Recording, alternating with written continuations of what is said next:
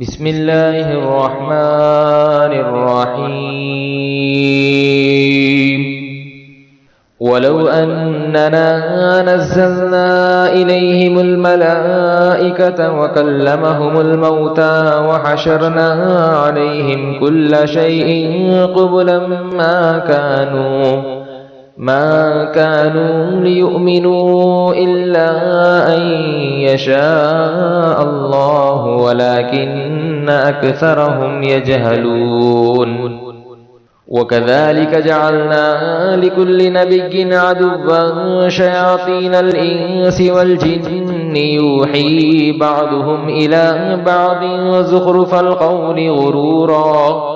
ولو شاء ربك ما فعلوه فذرهم وما يفترون ولتصغى إليه أفئدة الذين لا يؤمنون بالآخرة وليرزوه وليقترفوا ما هم مقترفون أفغير الله أبتغي حكما وهو الذي أنزل إليكم الكتاب مفصلا والذين آتيناهم الكتاب يعلمون أنه منزل من ربك بالحق فلا تكونن من الممترين وتمت كلمة ربك صدقا وعدلا لا مبدل لكلماته وهو السميع العليم وإن تطيع أكثر من في الأرض يضلوك عن سبيل الله إن يتبعون إلا الظن وإن هم إلا يخرصون إن ربك هو أعلم من يضل عن سبيله وهو أعلم بالمهتدين فكلوا مما ذكر اسم الله عليه إن كنتم بآياته مؤمنين وما لكم ألا تأكلوا مما ذكر اسم الله عليه وقد فصل لكم ما حرم عليكم إلا ما اضطررتم إليه وإن كثيرا ليضلون بأهوائهم بغير علم إن ربك هو أعلم بالمعتدين وذروا ظاهر الإثم وباطنه إن الذين يكسبون الإثم سيجزون بما كانوا يقترفون ولا تأكلوا مما لم يذكر اسم الله عليه وإنه لفسق وإن الشياطين ليوحون إلى أوليائهم ليجادلوكم وإن أطعتموهم إنكم لمشركون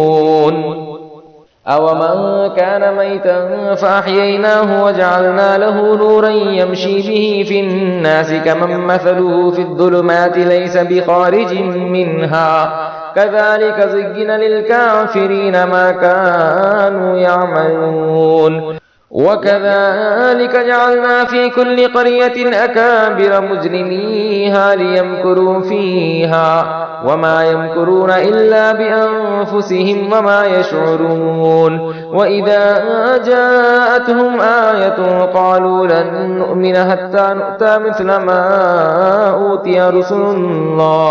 الله أعلم حيث يجعل رسالته سيصيب الذين أجرموا صغار عند الله وعذاب شديد بما كانوا يمكرون فمن يرد الله أن يهديه يشرح صدره للإسلام ومن يرد أن يذله يجعل صدره ضيقا حرجا كأنما يصعد في السماء كذلك يجعل الله الرجس على الذين لا يؤمنون وهذا صراط ربك مستقيما قد فصلنا الآيات لقوم يذكرون لهم دار السلام عند ربهم وهو وليهم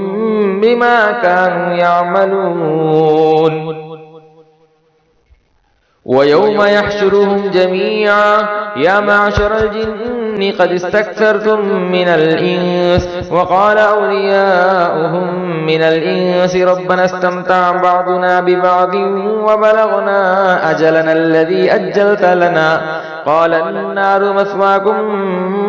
خالدين فيها إلا ما شاء الله إن ربك حكيم عليم وكذلك نولي بعض الظالمين بعضا بما كانوا يكسبون يا معشر الجن والإنس ألم يأتكم رسل منكم يقصون عليكم آياتي وينذرونكم لقاء يومكم هذا قالوا شهدنا على أنفسنا وغرتهم الحياة الدنيا وشهدوا على أنفسهم أنهم كانوا كافرين ذلك أن لم يكن ربك مهلك القرى بظلم وأهلها غافلون ولكل درجات مما عملوا وما ربك بغافل عما يعملون وربك الغني ذو الرحمة إن يشأ يذهبكم ويستخلف من بعدكم ما يشاء كما أنشأكم من ذرية قوم آخرين إنما توعدون لآت وما أنتم بمعجزين قل يا قوم اعملوا على مكانتكم إني عامل فسوف تعلمون من تكون له عاقبة الدار إنه لا يفلح الظالمون وجعلوا لله مما ذرأ من الحرث والأنعام نصيبا فقالوا هذا لله بزعمهم وهذا لشركائنا فما كان لشركائهم فلا يصل إلى الله وما كان لله فهو يصل إلى شركائهم ساء ما يحكمون وكذلك زين لكثير من المشركين قتل أولادهم شركاؤهم ليردوهم وليلبسوا عليهم دينهم ولو شاء الله ما فعلوه فذرهم وما يفترون وقالوا هذه أنعام وحرث حجر لا يطعمها إلا من نشاء بزعمهم وأنعام حرمت ظهورها وأنعام لا يذكرون اسم الله عليها افتراء عليه سيجزيهم بما كانوا يفترون وقالوا ما في بطون هذه الأنعام خالصة لذكورنا ومحرم على أزواجنا وإن يكن ميتة فهم فيه شركاء سيجزيهم وصفهم إنه حكيم عليم قد خسر الذين قتلوا أولادهم سفها بغير علم وحرموا ما رزقهم الله افتراء على الله قد ضلوا وما كانوا مهتدين وهو الذي أنشأ جنات معروشات وغير معروشات والنخل والزرع مختلفا أكله والزيتون والرمان متشابها وغير متشابه كلوا من ثمره إذا أثمر وآتوا حقه يوم حصاده ولا تسرفوا إنه لا يحب المسرفين ومن الأنعام حمولة وفرشا كلوا مما رزقكم الله ولا تتبعوا خطوات الشيطان إنه لكم عدو مبين 8 أزواج من الضأن 2 ومن المعز 2 قل أذكرين حرم أم الأنثيين أما اشتملت عليه أرحام الأنثيين نبئوني بعلم إن كنتم صادقين ومن الإبل 2 ومن البقر 2 قل أذكرين حرم أم الأنثيين أما اشتملت عليه أرحام الأنثيين أم كنتم شهداء إذ وصاكم الله بهذا فمن أظلم ممن افترى على الله كذبا ليضل الناس بغير علم إن الله لا يهدي القوم الظالمين قل لا أجد فيما أوحي إلي محرما على طاعم يطعمه إلا أن يكون ميتة أو دما مسفوحا أو لحم خنزير فإنه رجس أو فسقا أهل لغير الله به فمن اضطر غير باغ ولا عاد فإن ربك غفور رحيم وعلى الذين هادوا حرمنا كل ذي زفر ومن البقر والغنم حرمنا عليهم شحومهما إلا ما حملت ظهورهما أو الحوايا أو ما اختلط بعظم ذلك جزيناهم ببغيهم وإنا لصادقون فإن كذبوك فقل ربكم ذو رحمة واسعة ولا يرد بأسه عن القوم المجرمين سيقول الذين أشركوا لو شاء الله ما أشركنا ولا آباؤنا ولا حرمنا من شيء كذلك كذب الذين من قبلهم حتى ذاقوا بأسنا قل هل عندكم من علم فتخرجوه لنا إن تتبعون إلا الظن وإن أنتم إلا تخرصون قل فلله الحجة البالغة فلو شاء لهداكم أجمعين قل هلم شهداءكم الذين يشهدون أن الله حرم هذا فإن شهدوا فلا تشهد معهم ولا تتبع أهواء الذين كذبوا بآياتنا والذين لا يؤمنون بالآخرة وهم بربهم يعدلون قل تعالوا واتل ما حرم ربكم عليكم ألا تشركوا به شيئا وبالوالدين إحسانا ولا تقتلوا أولادكم من إملاق نحن نرزقكم وإياهم ولا تقربوا الفواحش ما ظهر منها وما بطن ولا تقتلوا النفس التي حرم الله إلا بالحق ذلكم وصاكم به لعلكم تعقلون ولا تقربوا مال اليتيم إلا بالتي هي أحسن حتى يبلغ أشده وأوفوا الكيل والميزان بالقسط لا نكلف نفسا إلا وسعها وإذا قلتم فاعدلوا ولو كان ذا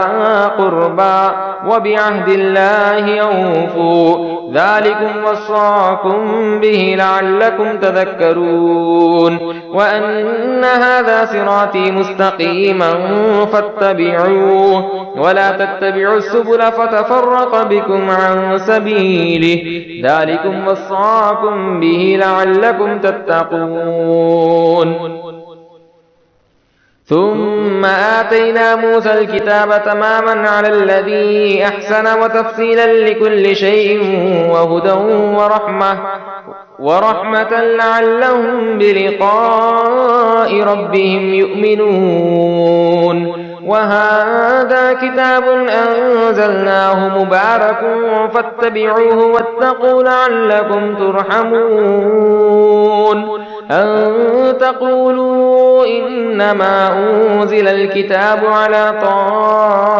طائفتين من قبلنا وإن كنا عن دراستهم لغافلين أو تقولوا لو أنا أنزل علينا الكتاب لكنا أهدى منهم فقد جاءكم بينة من ربكم وهدى ورحمة فمن أظلم ممن كذب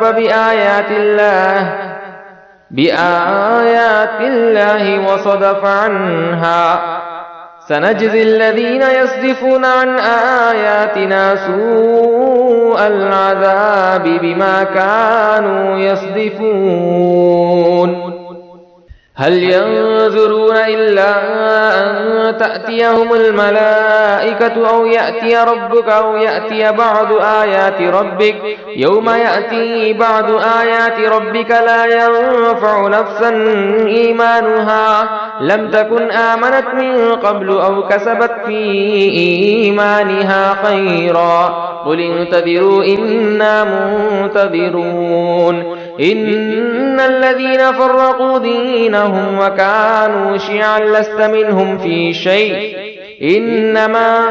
أمرهم إلى الله ثم ينبئهم بما كانوا يفعلون من جاء بالحسنة فله عشر أمثالها ومن جاء بالسيئة فلا يجزى إلا مثلها وهم لا يظلمون قل إنني هداني ربي إلى صراط مستقيم دينا قيما ملة إبراهيم حنيفا وما كان من المشركين قل إن صلاتي ونسكي ومحياي ومماتي لله رب العالمين لا شريك له وبذلك أمرت وأنا أول المسلمين قل أغير الله أبغي ربا وهو رب كل شيء ولا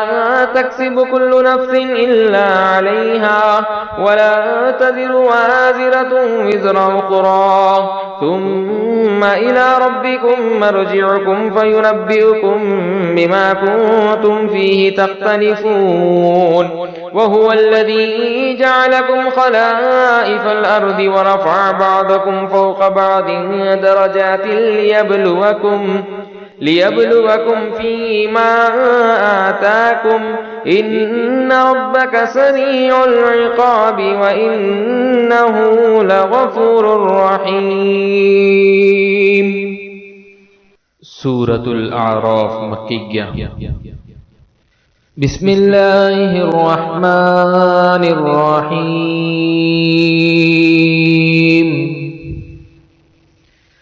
ألف لام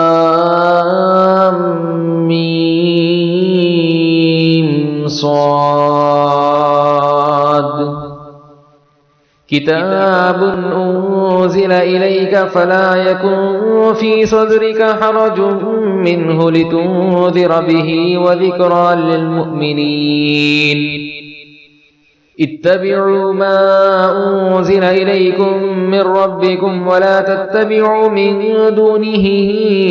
أولياء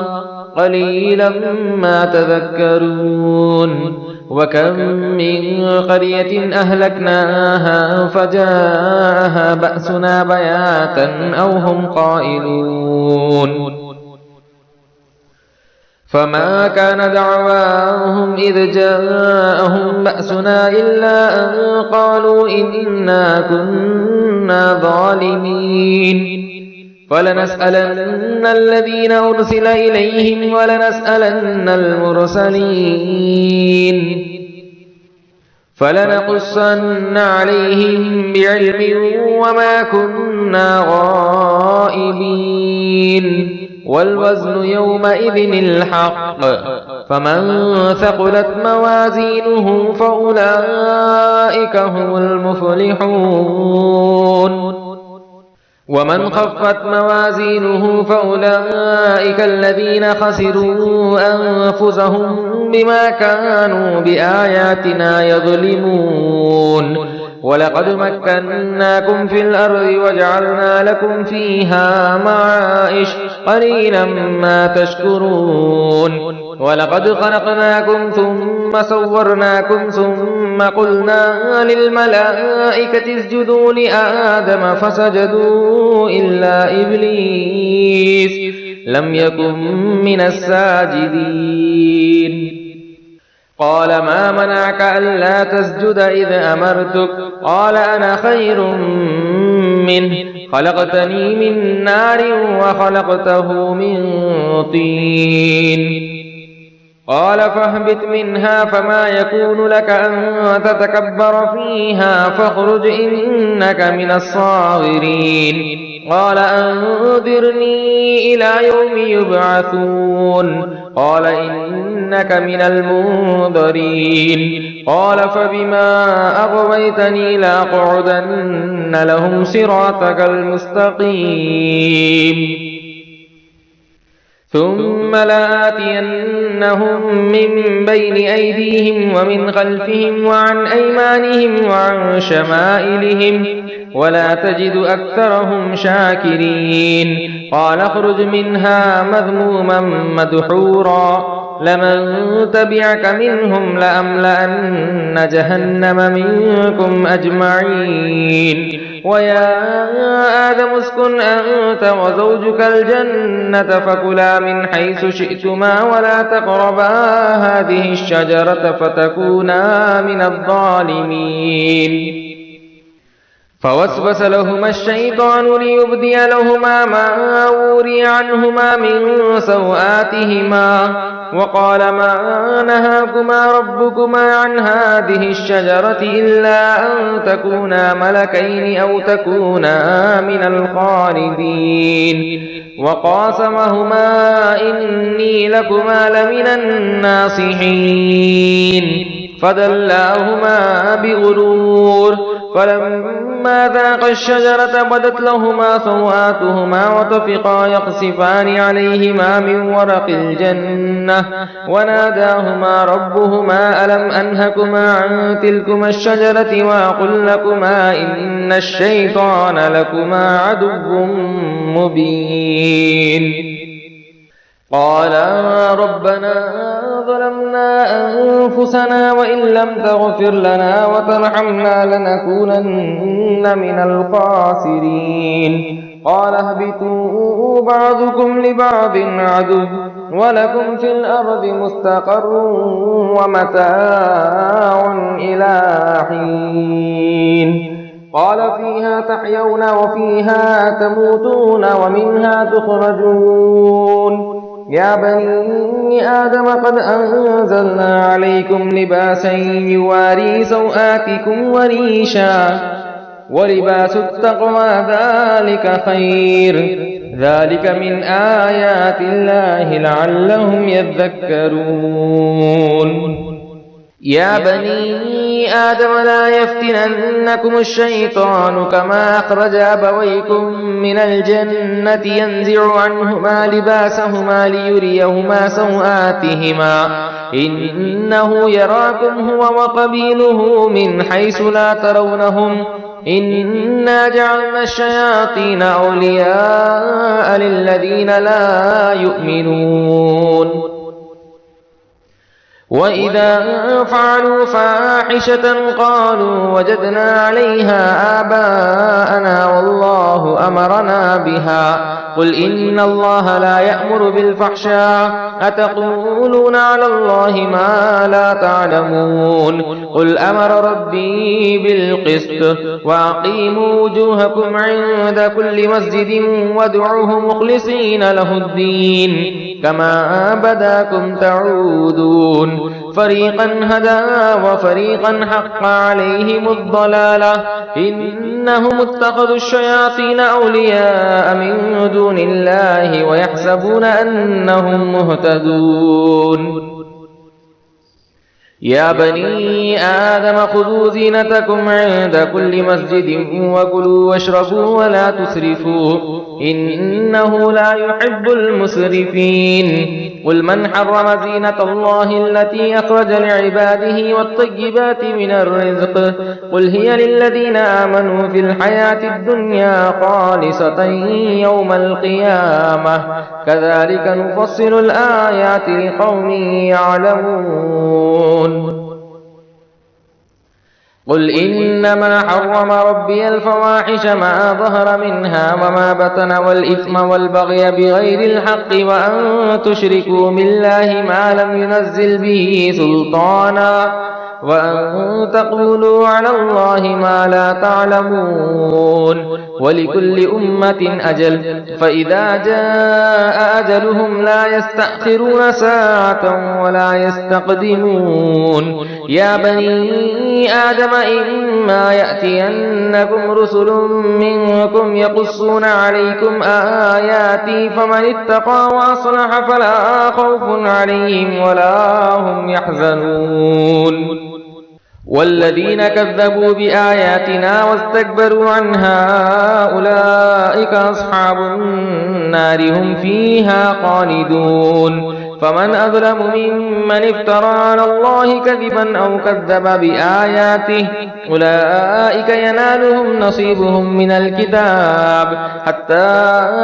إذا جاءتهم رسلنا يتوفونهم قالوا أين ما كنتم تدعون من دون الله قالوا ضلوا عنا وشهدوا على أنفسهم أنهم كانوا كافرين قال ادخلوا في أمم قد خلت من قبلكم من الجن والإنس في النار كلما دخلت أمة لعنت أختها حتى إذا اداركوا فيها جميعا قالت أخراهم لأولاهم ربنا هؤلاء يضلونا فآتهم عذابا ضعفا من النار قال لكل ضعف ولكن لا تعلمون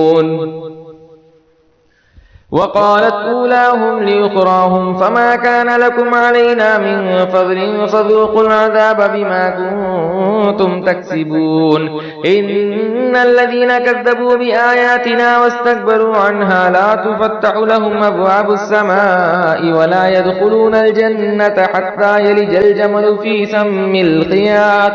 وكذلك نجزي المجرمين لهم من جهنم مهاد ومن فوقهم غواش وكذلك نجزي الظالمين والذين آمنوا وعملوا الصالحات لا نكلف نفسا إلا وسعها أولئك أصحاب الجنة هم فيها خالدون ونزعنا ما في صدورهم من غل تجري من تحتهم الأنهار وقالوا الحمد لله الذي هدانا لهذا وما كنا لنهتدي لولا أن هدانا الله لقد جاءت رسل ربنا بالحق ونودوا أن تلكم الجنة أورثتموها بما كنتم تعملون ونادى أصحاب الجنة أصحاب النار أن قد وجدنا ما وعدنا ربنا حقا فهل وجدتم ما وعد ربكم حقا قالوا نعم فأذن مؤذن بينهم اللعنة الله على الظالمين الذين يصدون عن سبيل الله ويبغونها عوجا وهم بالآخرة كافرون وبينهما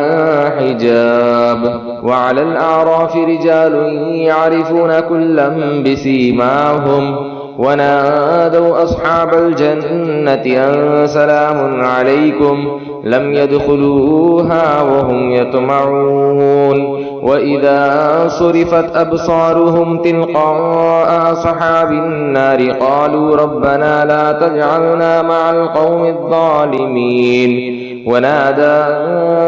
أصحاب الأعراف رجالا يعرفونهم بسيماهم قالوا ما أغنى عنكم جمعكم وما كنتم تستكبرون أهؤلاء الذين أقسمتم لا ينالهم الله برحمة ادخلوا الجنة لا خوف عليكم ولا أنتم تحزنون ونادى أصحاب النار أصحاب الجنة أن أفيدوا علينا من الماء أو مما رزقكم الله قالوا إن الله حرمهما على الكافرين الذين اتخذوا دينهم لهوا ولعبا وغرتهم الحياة الدنيا فاليوم ننساهم كما نسوا لقاء يومهم هذا وما كانوا بآياتنا يجحدون ولقد جئناهم بكتاب فصلناه على علم هدى ورحمة لقوم يؤمنون هل ينظرون إلا تأويله يوم يأتي تأويله يقول الذين نسوه من قبل قد جاءت رسل ربنا بالحق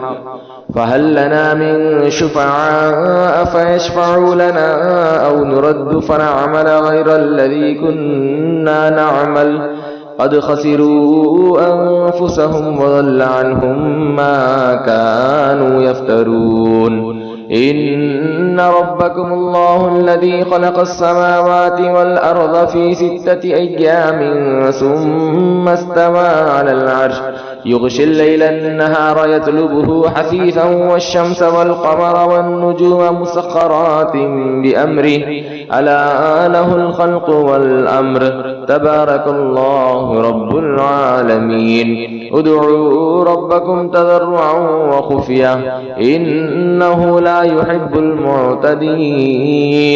ولا تفسدوا في الأرض بعد إصلاحها وادعوه خوفا وطمعا إن رحمة الله قريب من المحسنين وهو الذي يرسل الرياح بشرا بين يدي رحمته حتى إذا أقلت سحابا ثقالا سقناه لبلد ميت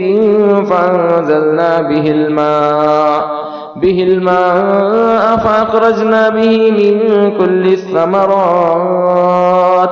كذلك نخرج الموتى لعلكم تذكرون والبلد الطيب يخرج نباته بإذن ربه والذي خبث لا يخرج إلا نكدا كذلك نصرف الآيات لقوم يشكرون لقد أرسلنا نوحا إلى قومه فقال يا قوم اعبدوا الله ما لكم من إله غيره إني أخاف عليكم عذاب يوم عظيم قال الملأ من قومه إنا لنراك في ضلال مبين قال يا قوم ليس بي ضلالة ولكني رسول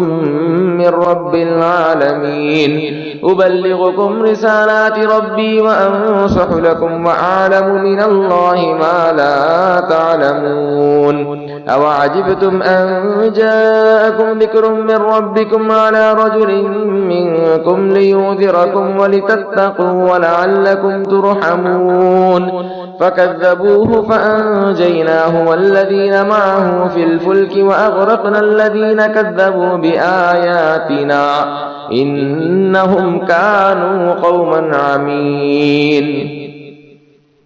وإلى عاد أخاهم هودا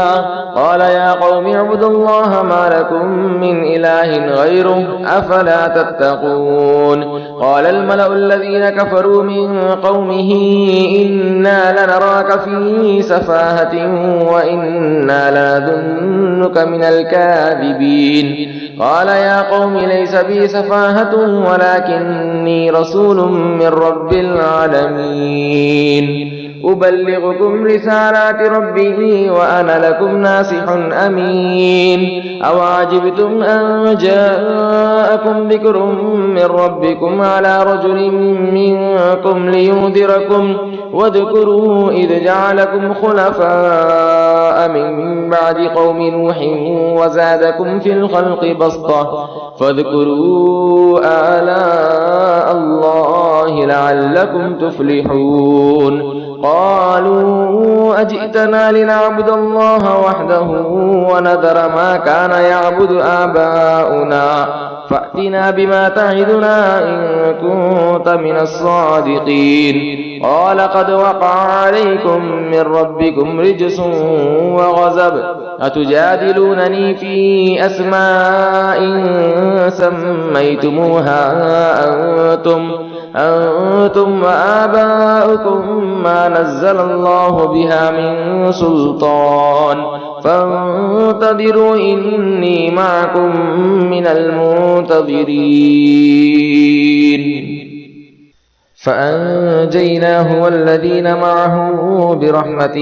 منا وقطعنا دابر الذين كذبوا بآياتنا وما كانوا مؤمنين وإلى ثمود أخاهم صالحا قال يا قوم اعبدوا الله ما لكم من إله غيره قد جاءتكم بينة من ربكم هذه ناقة الله لكم آية فذروها تأكل في أرض الله ولا تمسوها بسوء فيأخذكم عذاب أليم واذكروا إذ جعلكم خلفاء من بعد عاد وبوأكم في الأرض تتخذون من سهولها قصورا وتنحتون الجبال بيوتا فاذكروا آلاء الله ولا تعثوا في الأرض مفسدين قال الملأ الذين استكبروا من قومه للذين استضعفوا لمن آمن منهم أتعلمون أن صالحا مرسل من ربه قالوا إنا بما أرسل به مؤمنون قال الذين استكبروا إنا بالذي آمنتم به كافرون فعقروا الناقة وعتوا عن أمر ربهم وقالوا يا صالح ائتنا بما تعدنا إن كنت من المرسلين فأخذتهم الرجفة فأصبحوا في دارهم جاثمين فتولى عنهم وقال يا قوم لقد أبلغتكم رسالة ربي ونصحت لكم ولكن لا تحبون الناصحين ولوطا إذ قال لقومه أتأتون الفاحشة ما سبقكم بها من أحد من العالمين إنكم لتأتون الرجال شهوة من دون النساء بل أنتم قوم مسرفون وما كان جواب قومه إلا أن قالوا أخرجوهم من قريتكم إنهم أناس يتطهرون فأنجيناه وأهله إلا امرأته كانت من الغابرين وأمطرنا عليهم مطرا فانظر كيف كان عاقبة المجرمين وإلى مدين أخاهم شعيبا قال يا قوم اعبدوا الله ما لكم من إله غيره قد جاءتكم بينة من ربكم فأوفوا الكيل والميزان ولا تبخسوا الناس أشياءهم ولا تفسدوا في الأرض بعد إصلاحها ذلكم خير لكم إن كنتم مؤمنين ولا تقعدوا بكل صراط توعدون وتصدون عن سبيل الله من آمن به وتبغونها عوجا واذكروا إذ كنتم قليلا فكثركم وانظروا كيف كان عاقبة المفسدين وإن كان طائفة منكم آمنوا بالذي أرسلت به وطائفة لم يؤمنوا فاصبروا حتى يحكم الله بيننا وهو خير الحاكمين صدق الله العلي العظيم.